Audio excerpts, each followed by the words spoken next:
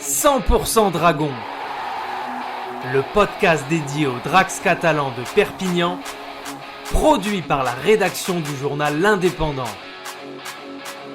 100% Dragon, l'émission de l'Indep consacrée à l'équipe de rugby à 13 de Perpignan qui évolue en Super League. Ce matin, on est avec Bruno Antonienne pour débriefer de la presque répétition générale. Bonjour Bruno. Bonjour. Avant le match, justement, presque répétition générale, avant le match de Cup qui aura lieu d'ici quelques jours et qui sera suivi ensuite de la première journée de championnat. Bruno, les Catalans affrontaient le Toulouse Olympique 13, victoire 42-10.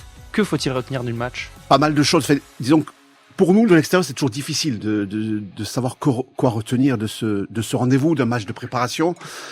Steve McLamara a assuré que lui avait retenu de bonnes choses, moins bien, on va y revenir, et d'autres plus positives. Mais voilà, c'est une équipe plutôt inspirée qui s'est produite pendant 80 minutes avec cette large revue d'effectifs. Comme toujours, comme c'est le cas, il n'y a pas eu de gros pépins musculaires et de gros ennuis non plus, de grosses blessures. C'est ce qui est déjà arrivé par le passé avec un arbitre anglais de Super League. Et puis on peut retenir aussi qu'il y avait une très belle opposition en face.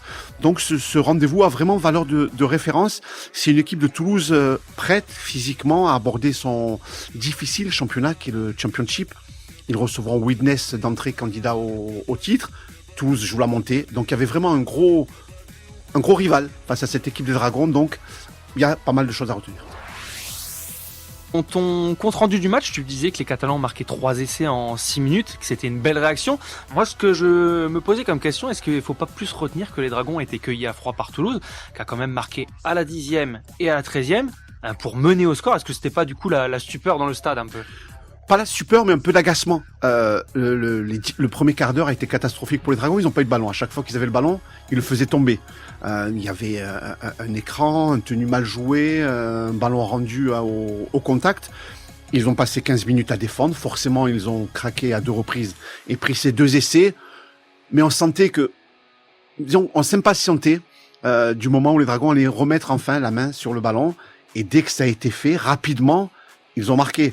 Donc ils se sont pas précipités non plus. Il peut y avoir toujours le geste de trop. Non, collectivement, ils ont fait les choses dans l'ordre, mais rapidement, puisqu'en, comme vous l'avez dit, en 6-7 minutes, ils ont pu marquer 3 essais. On a eu droit à une large revue d'effectifs, tu le disais. J'ai bien aimé là, alors les débuts des recrues des Dragons catalans, le jeu porté par Lukiri sur le côté gauche, les percussions plutôt tranchantes de Tevita Pangai Junior, qui a fait mal vraiment à la défense de Toulouse. Il n'est pas encore au point physiquement le garçon, mais ça laisse entrevoir un très très gros paquet d'avant vraiment.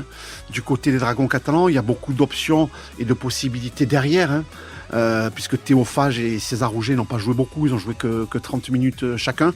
J'ai bien aimé les débuts de Clément Martin au centre de l'attaque des Dragons. Il a joué 40 minutes, les débuts aussi de Timéo Portier et de Léo Daré-Latour. Voilà, ces 3 garçons jouent avec l'équipe réserve, avec l'élite, mais voilà, sans aucune retenue, sans pression, sans avoir peur aussi de mal faire. Ils ont apporté ils ont mis leur pierre à l'édifice et ils ont peut-être aussi marqué des points. Alors dans les premières émissions qu'on a enregistrées à l'aube de cette nouvelle saison, on avait parlé pas mal de la préparation et du nouveau préparateur physique des Dragons. Est-ce qu'on a déjà pu apercevoir les fruits du travail de cette préparation sur le terrain ? Cette équipe elle est prête. Alors il n'y a pas eu un gros volume de jeu pour les garçons non plus, ils n'ont pas joué sous la fatigue, ils sont sortis assez tôt, il y a eu 18 changements dans cette rencontre. Mais oui, Julien Bousquet nous l'a dit dans les colonnes de l'Indépendant, ça fait très très longtemps que je ne m'étais pas senti aussi bien. Voilà, pour un joueur de 31 ans, ils sont prêts, vraiment physiquement. Ils sortent de 11 longues semaines. Toulouse n'en avait eu que 8. On a senti que Toulouse a craqué un petit peu physiquement aussi, par la puissance des Dragons, par la répétition des efforts, et par cette équipe qui, dès qu'elle peut jouer vite, il se passe des choses. Mais pour ça, il faut être prêt physiquement, et pour l'instant, elle l'est.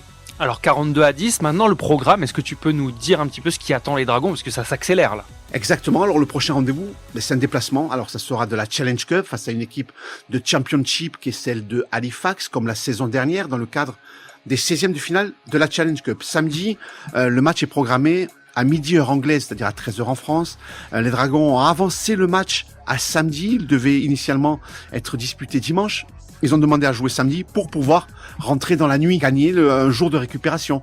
Voilà, dimanche prochain sera réservé à la récup. Lundi, il y aura la reprise puisque, rappelons-le, le début du championnat de la Super League, c'est le vendredi 14 février à Perpignan. Donc le prochain rendez-vous, c'est un match de Cup.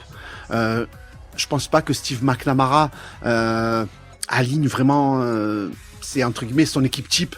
Il y a des garçons, peut-être ceux qui ont 31, 32, 33 ans et plus, il peut les ménager. En tout cas, il peut les réserver, leur éviter un déplacement, puisque les Dragons reçoivent l'FC, puis ensuite, il faudra se déplacer à 2 reprises, à Warrington et à Lee. Donc, ça fait quand même 3 déplacements sur les 4 premières semaines de compétition, des déplacements difficiles, puisque toutes les lignes aériennes au départ de Carcassonne, de Perpignan, de Gérone n'ouvrent qu'au printemps, c'est-à-dire au mois d'avril. Pour l'instant, il faut partir de Barcelone. Donc, on rajoute toujours 2 heures de bus, 3 heures d'attente. Voilà, donc c'est un petit peu compliqué, ces déplacements durant l'hiver. C'est pour ça que Steve McNamara va certainement faire une nouvelle revue d'effectifs du côté de Halifax. Très bien, mais écoute, on suivra ça de près. Le coup d'envoi, ce sera donc à 13h heure française, samedi. Exactement. Et compte rendu dans les pages sport le lendemain. Tout à fait. Merci Bruno. Merci.